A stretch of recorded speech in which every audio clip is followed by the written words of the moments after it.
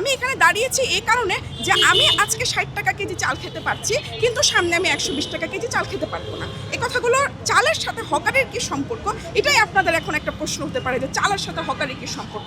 আপনারা দেখেছেন যে রিসেন্টলি হচ্ছে আপনার সিলেটের সুনামগঞ্জে হাওরে অসংখ্য ধান ডুবে গেছে এবং ধান ডোবার কারণে কিন্তু কৃষক মারাত্মকভাবে ক্ষতিগ্রস্ত হচ্ছে।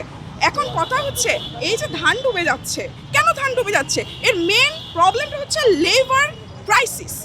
আমাদের লেবার নেই, আমরা এখনো যন্ত্র দিয়ে স্পেশালাইজড হইনি, আমরা এখনো যান্ত্রিক হতে পারিনি।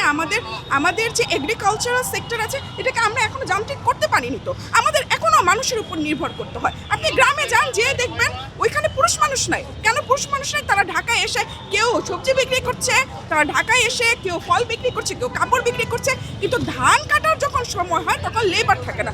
আমরা একটা কৃষি প্রধান দেশ, আমরা আর কত ধানের জন্য, গমের জন্য অন্য দেশের উপর নির্ভরশীল হবো? আমাদের তো নিজস্ব উর্বর মাটি আছে।